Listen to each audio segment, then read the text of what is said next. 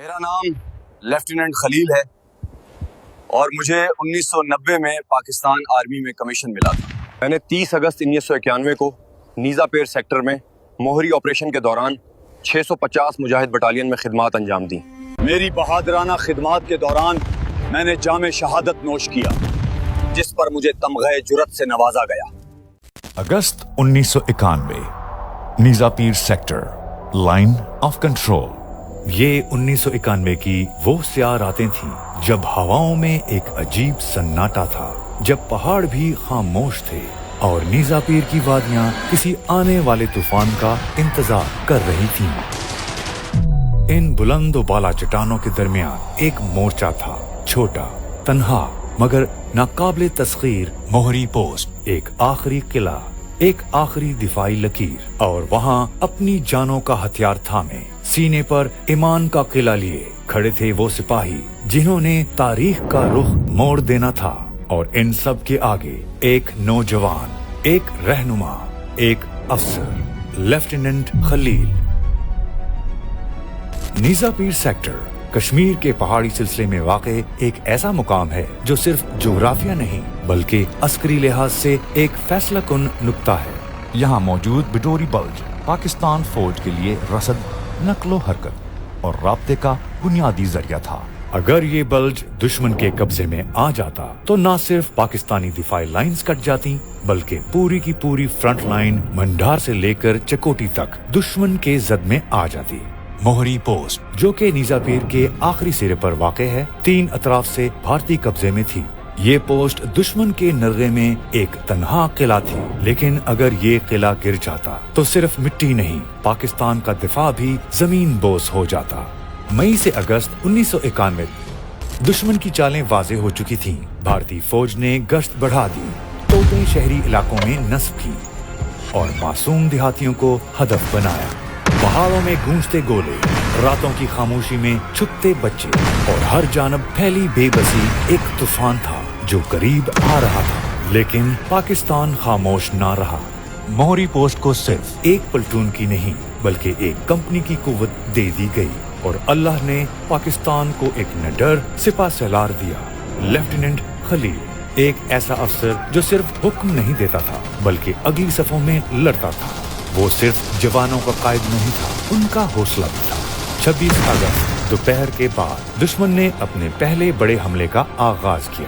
19 Punjab regiment artillery, mortar اور rocket launchers کے ساتھ حملہ آور ہوئی۔ زمین لرزنے لگی، آسمان دھواں دھواں ہو گیا، مگر موہری پوسٹ کا 1 انچ بھی پیچھے نہ ہٹا۔ لیفٹیننٹ خلیل، جو خود اگلی خندق میں موجود تھا، اپنے جوانوں کو مسلسل حوصلہ دیتا رہا۔ دشمن کے 50 سے زائد سپاہی مارے گئے، لاشیں ان کی پوسٹ کے آگے بکھر گئیں اور پاکستان کا پرچم اسی چوٹی پر لہراتا رہا۔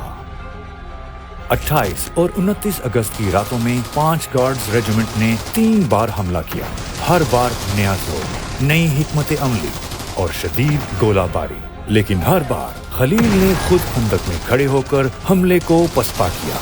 اس کی قیادت، اس کے نعرے اور اس کی موجودگی نے نوجوانوں کے قدم جمائے رکھے۔ 30 اور 31 اگست کی درمیانی رات کو دشمن نے مزید 2 ریجیمنٹس، 15 راجپوت اور 15 سکھ کو اتارا، لیکن موت کا خوف وہیں جا ٹھہرا جہاں خلیل کھڑا تھا۔ دشمن پسپا ہوتا رہا اور موہری پوسٹ ناقابل تسخیر بن گئی۔ 30 اگست کی رات ایک ایسی رات جو تاریخ میں سنہری حروف سے لکھی گئی۔ دشمن نے فیصلہ کیا کہ اس بار موہری پوسٹ کو روند ڈالنا ہے۔ 2 بٹالینز، توپ خانے کی شدید فائرنگ اور بارش جیسے گولے برسائے گئے۔